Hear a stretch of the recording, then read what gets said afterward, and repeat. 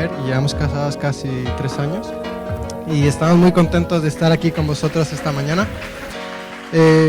Tenemos para compartir con vosotros el Salmo 34 y mientras preparábamos este mensaje Dios nos ha hablado muchísimo y esperemos que Dios os hable también. Entonces, sin más, vamos a comenzar leyéndolo, ¿vale? Lo vamos a leer y te animo a que lo sigas la lectura, ¿vale? Voy a empezar por el principio y dice: bendeciré al Señor en todo tiempo, continuamente estará su alabanza en mi boca. En el Señor se gloriará mi alma, lo oirán los humildes y se regocijarán. Engrandeced al Señor conmigo y exaltemos aún a su nombre. Busqué al Señor y Él me respondió y me libró de todos mis temores. Los que a Él miraron fueron iluminados, sus rostros jamás serán avergonzados. Este pobre clamó y el Señor le oyó y lo salvó de todas sus angustias. El ángel del Señor acampa alrededor de los que le temen y los rescata. Probad y ved que el Señor es bueno. Cuán bienaventurado es el hombre que en Él se refugia. Temed al Señor vosotros sus santos, pues nada les falta a aquellos que le temen. Los leoncillos pasan necesidad y tienen hambre, mas los que buscan al Señor no carecerán de bien alguno. Venid, hijos, escuchadme, os enseñaré el temor del Señor. ¿Quién es el hombre que desea vida y quiere muchos días para ver el bien? Guarda tu lengua del mal y tus labios de hablar engaño. Apártate del mal y haz el bien. Busca la paz y síguela. Los ojos del Señor están sobre los justos y sus oídos atentos a su clamor. El rostro del Señor está contra los que hacen mal para cortar de la tierra su memoria. Claman los justos y el Señor los oye y libra de todas sus angustias. Cercano está el Señor a los quebrantados de corazón y salva a los abatidos de espíritu. Muchas son las aflicciones del justo, pero todas ellas lo libra el Señor. Él guarda todos sus huesos, ni uno de ellos es quebrantado. La maldad dará muerte al impío y los que aborrecen al justo serán condenados. El Señor redime el alma de sus siervos y no será condenado ninguno de los que en Él se refugian. Pues vamos a comenzar con el Salmo, ¿vale? Y para ponernos un poco en contexto, este es un Salmo de David, ¿no? Y si hay un personaje en la Biblia que a mí me inspira muchísimo es David, ¿no? Y me encanta porque este Salmo comienza simplemente, pues David empieza diciendo: bendeciré al Señor en todo tiempo, continuamente estará su alabanza en mi boca. Y simplemente le está alabando por quién es Él, por lo que Él ha hecho y por lo que Él hará, ¿no? Y este Salmo está escrito en una época complicada de la vida de David. Él está huyendo de Saúl, se va a tierra enemiga y eso no es lo peor, sino que lo reconocen y tiene que hacerse pasar por loco. Y no solo eso, sino que se va a una cueva y lo siguen un grupo de hombres, ¿no? Y no son hombres quizás los mejores guerreros, sino es gente que ha sido menospreciada, que son deudores, que es lo mejorcito, le ha seguido, ¿no? Y podemos leer esta historia en 1 Samuel 21-22, pero te animo a que lo leas y veas el contexto de este salmo. Pero me encanta cómo comienza, ¿no? Y dice: bendeciré en todo tiempo, continuamente, ¿no? Es como algo que tiene que ser algo normal y recurrente en nuestras vidas, ¿no? ¿Y qué es lo que hace que un hombre como David, que está viviendo esta circunstancia, comience este salmo de esta manera? Mira, lo que yo veo en estos versículos es que David es una persona que decidió enfocar su mirada en Dios, que decidió enfocar su mirada en lo que era importante y dejar su circunstancia en otro nivel. Y en medio de un montón de gente que probablemente estaba súper desanimada, que probablemente estaba quejándose y que no era un ambiente de celebración, él comienza a crear una atmósfera de alabanza, a levantar el nombre de Dios y a poner las cosas en prioridad y poner a Dios en primer lugar. Si seguimos leyendo en el versículo 2, por ejemplo, pone: en el Señor se gloriará mi alma, lo oirán los humildes y se regocijarán. Engrandeced al Señor conmigo y exaltemos aún a su nombre. Y les está hablando a esta gente, ¿no? Le está hablando a esta gente que está en la cueva con él. Dice: los humildes se regocijarán, vendrá gozo. Dice: exaltemos aún a su nombre. Y voy a decirte algo, hace unos momentos hemos estado alabando aún a su nombre. Y como cuerpo y como iglesia hemos estado disfrutando de declarar cosas como: eres mi buen padre, tú eres mi amigo fiel, y todas estas cosas que estamos declarando. Y seguramente que cuando has entrado, si has llegado un poco tarde, has podido conectar con Dios porque había una atmósfera de alabanza. Y puede ser más o menos fácil, te puede costar un poco más, un poco menos, pero cuando tú llegas a un lugar donde se está levantando el nombre de Dios, es fácil unirte, ¿no? Porque todos van a una. sería raro que entres y digas, jo, aquí no encajo, ¿no? Y me voy. Pero, ¿qué es lo que pasa cuando no estás en un ambiente de alabanza? Cuando quizás tú estás solo y tus problemas son tus compañeros, ¿no? O quizás cuando te vayas al metro y empieces a pensar en todas las cosas que tienes que resolver o los asuntos que quizás te quitan un poco la paz.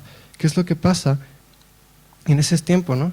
¿Y qué es lo que ha hecho entender a David el que tiene que alabar de continuo, ¿no?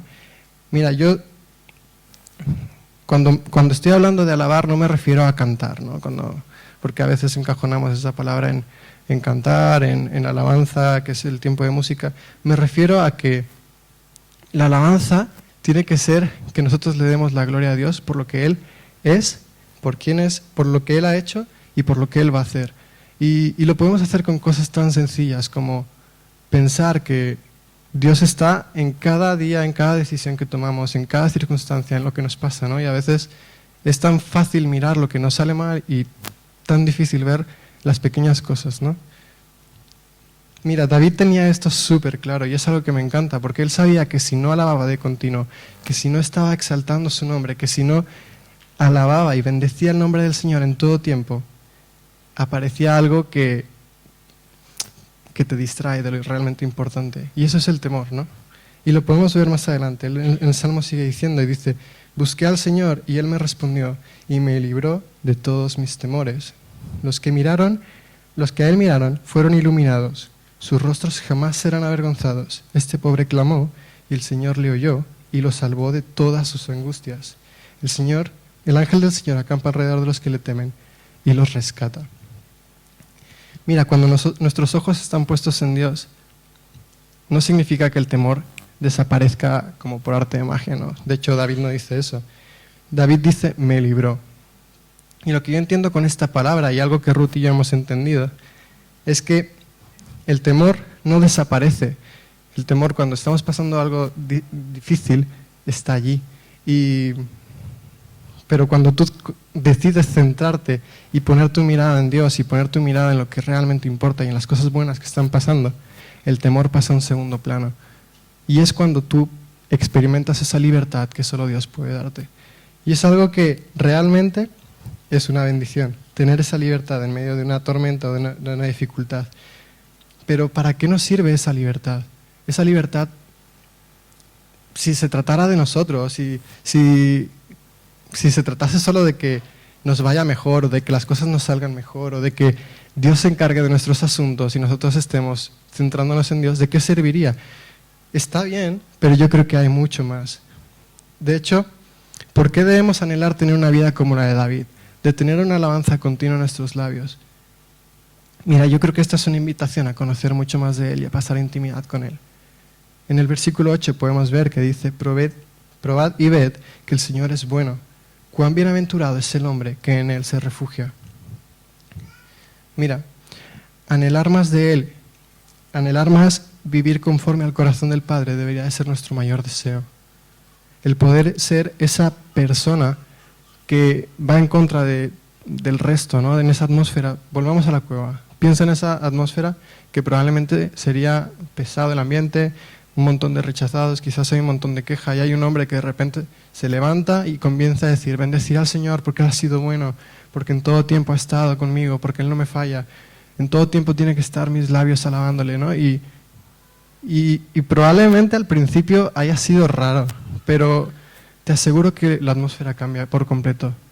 ¿Y qué tenemos que empezar a pensar para ser esa persona capaz de cambiar la atmósfera y cambiar por completo el ambiente? Mira, voy a dejarte con Ruth para que te lo explique más detalladamente y luego regreso. Me gustan los detalles, por eso ha dicho detalladamente. Vale, pues como ha dicho Ahmed, estamos casados hace 3 años. Y durante esos 3 años Dios nos ha hablado y nos ha enseñado quién es Él y nuevas formas de adorarle, ¿no? Como ha dicho Ahmed, podemos estar aquí, llegar a la iglesia y de estar todo el tiempo proclamando tú eres bueno, tú eres poderoso, tú eres majestuoso, eres misericordioso y podríamos seguir así eternamente. Pero ¿qué pasa cuando salimos de aquí hacia afuera y como decía Ahmed, estás pensando en todos los problemas que tienes, ¿no? Entonces Dios nos ha enseñado otras maneras en las que adorarle y una de ellas es anhelando tener una vida de santidad e intimidad con el Espíritu Santo. ¿Vale? Y a esto me refiero a que lo que decía Maritza, las alabanzas, lo que decía Mau, lo que estaba diciendo Ahmed, cuando tú tienes claro que tu enfoque es Cristo, que tu meta es Cristo y estás todo el tiempo declarando las cosas buenas que Él está haciendo en tu vida, se hace como un hábito, se hace como una rutina. Entonces, te voy a poner un ejemplo. Muchos de aquí, seguramente casi todos, en algún momento de nuestras vidas hemos pensado en voy a ir a correr, voy a ir al gimnasio. ¿Qué pasa? Empiezas a hacerlo, a los 2 días tienes agujetas, paras de hacerlo. Pero luego regresas porque dices, si has salido a correr por tu cuenta, es un compromiso que has hecho tú contigo mismo, ¿no? Y si vas al gimnasio dices, es que lo estoy pagando y pagar algo para no ir, pues es un poco tirar el dinero. Y a ninguno nos gusta esto. Pero empiezas otra vez a volver a ir. Y sigues yendo y te va enganchando, ¿no? Y te va gustando y da igual, llega un punto en el que es algo tan tuyo, tan parte de ti, que da igual que haga frío, que llueve, que haga calor, que haga malo, tú sigues yendo a correr, sigues yendo al gimnasio. Y con nuestra relación con Dios pasa exactamente lo mismo. ¿Vale? Puede que al principio, si no estás acostumbrado a estar todo el tiempo teniendo tu enfoque en Él y pasando tiempo con Dios, pues te cueste un poco más o digas, bueno, vale, estoy aquí, voy a empezar a leer la Biblia, voy a empezar tal, pero te cuesta. Pero sabes que si lo sigues haciendo, eso se empieza a ser un hábito. Y cuando tú todo el tiempo estás proclamando y diciendo, Dios es bueno, y simplemente te enfocas en las cosas buenas que Él hace por ti, es algo que te empieza a salir solo porque ya forma parte de ti. Y cuando te vienen las preocupaciones y dices, ves tu cuenta y que estás en números rojos y que no tienes para pagar el alquiler, en lugar de pensar, pues no tengo, pues, ¿qué está pasando? Dios, ¿por qué no me quieres bendecir? Pues mira la situación que tengo y no llego a fin de mes, ¿sabes? Y te empiezas a enfocar en lo malo, como tú ya has estado entrenando tu relación con Dios, tu relación con el Espíritu Santo, ya no piensas así. Lo que vas a pensar es, Dios, gracias porque aunque mi cuenta esté en números rojos, gracias porque tú eres un Dios proveedor. Gracias porque somos coherederos tuyos en el reino. Gracias porque tenemos toda la herencia. Gracias porque la fuente realmente eres tú.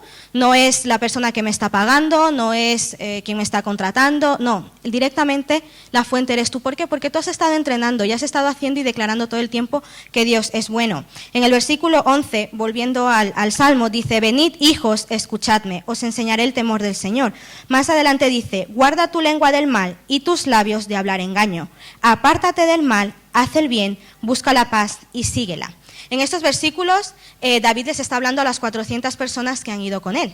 Y, sinceramente, no creo que estas personas hayan tenido una actitud de alabar todo el tiempo diciendo, Dios, gracias porque estamos en esta cueva metidos, escondidos, llenos de miedo. Seguramente lo primero que esté tanto en su pensamiento, por lo cual está en sus labios, es la queja y la crítica continua. Dios ha querido que estemos así, ¿por qué lo has querido que estemos así? Y empiezas la queja, y David se levanta. Y lo que les dice es, busca la paz y síguela.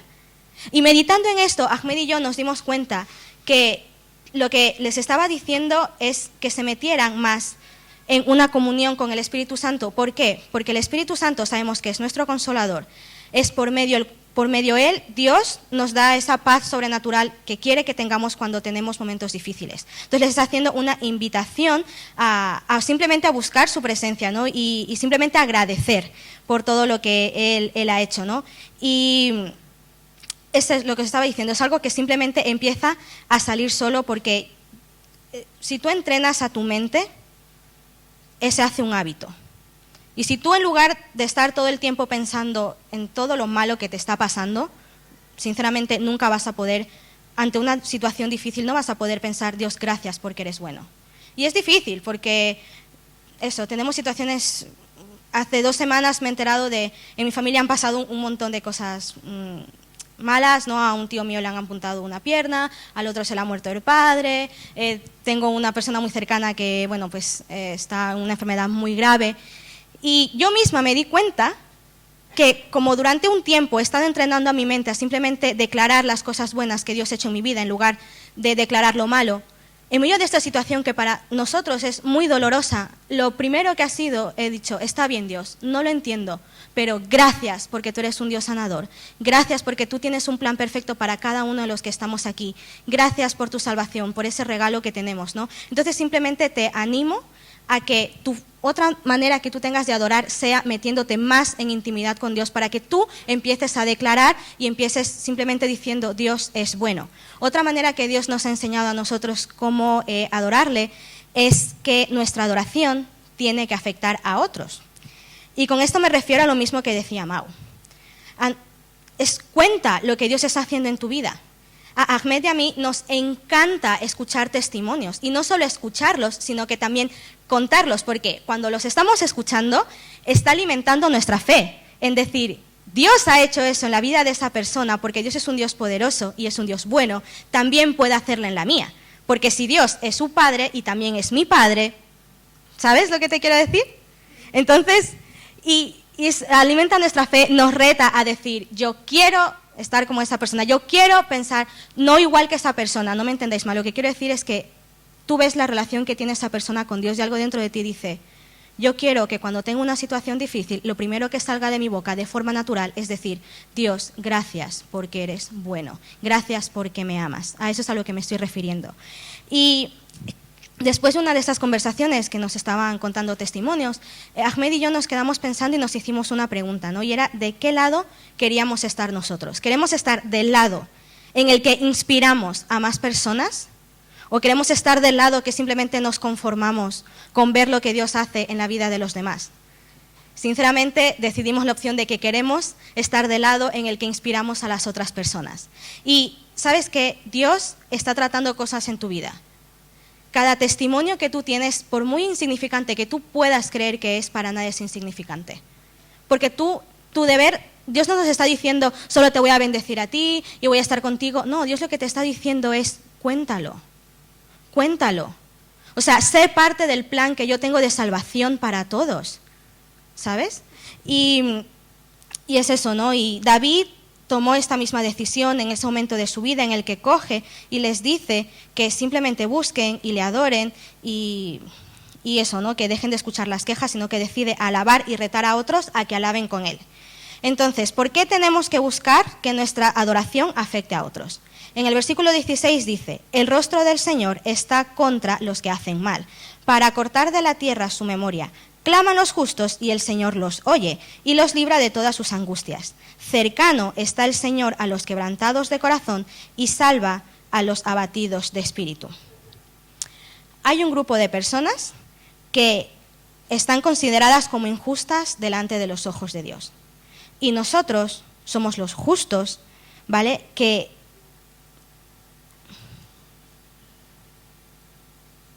Nosotros somos los justos.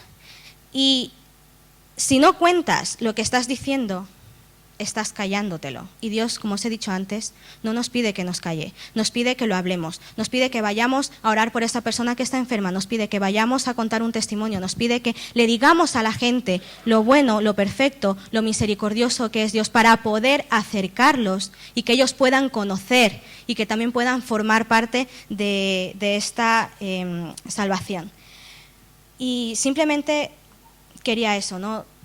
Deciros que cada persona que tú tienes alrededor es alguien a quien tú de alguna forma puedes acercar un poco más a quien es Dios, ¿sabes?